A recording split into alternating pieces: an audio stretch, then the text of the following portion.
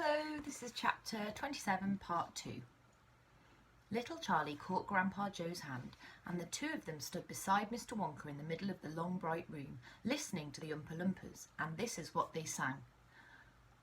The most important thing we've learned, so far as children are concerned, is never, never, never let them near your television set. Or better still, just don't install the idiotic thing at all.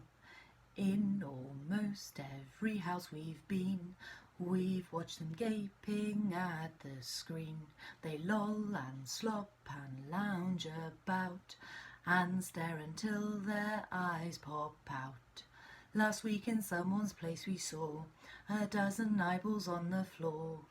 They sit and stare and stare and sit until they're hypnotized by it, until they're absolutely drunk with all that shocking, ghastly junk.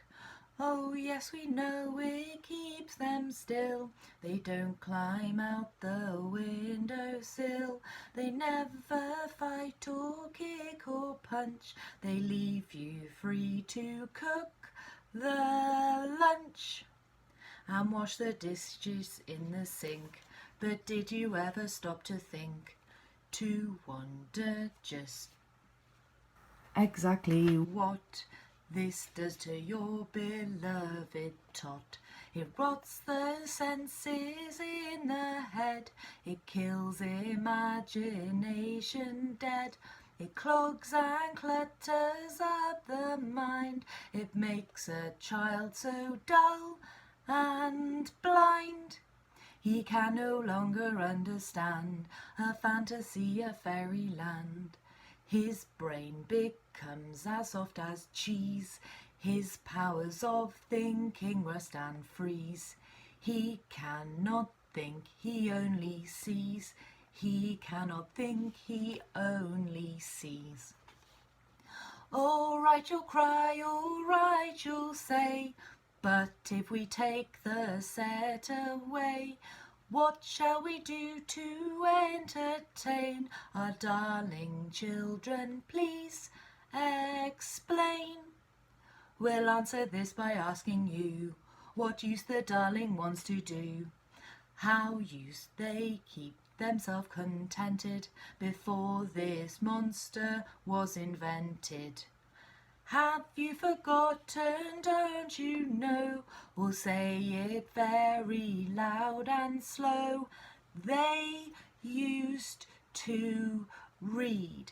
They'd read and read and read and read and then proceed to read some more great Scott Gadsooks. One half of life was reading books. The nursery shelves held books galore, books cluttered up the nursery floor, and in the bedroom by the bed, more books were waiting to be read. Such wondrous fine fantastic tales of dragons, gypsies, queens and whales, and treasure island and distant shores, where smugglers rode with muffled oars, and pirates wearing purple pants, and sailing ships and elephants, and cannibals crouching round the pot, stirring away at something hot. It smells so good, what can it be? Good gracious, it's Penelope. The younger ones had Beatrix Potter, with Mr. Todd the dirty rotter, and Squirrel Nutkin Pigling Bland, and Mrs. Tiggy Winkle, and just how the camel got its hump, and how the monkey lost his rump, and Mr. Toad, and bless my soul, there's Mr. Rat and Mr. Mole. Oh, books, what books they used to know, those children living long ago. So please, oh please, we beg, we pray, go throw your TV set away, and in its place you can install a lovely bookshelf on the wall. Then fill the shelves with lots of books, ignoring all the dirty looks, the screams, the yells, the bites, the kicks, and children hitting you with sticks. Fear not, because we promise you that in about a week or two of having nothing else to do, they'll now begin to feel the need of having something good to read. And once they start, oh boy, you watch the slowly growing joy that fills their hearts. They'll grow so keen, they'll wonder what they'd ever seen in that ridiculous machine, that nauseating, foul and clean, repulsive television screen.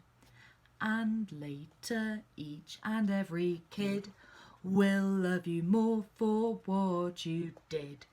P.S. regarding Mike TV, we very much regret that we shall simply have to wait and see if we can get him back his height. But if we can't, it serves him right. And that's the end of chapter 27, part 2. See you next time. Bye.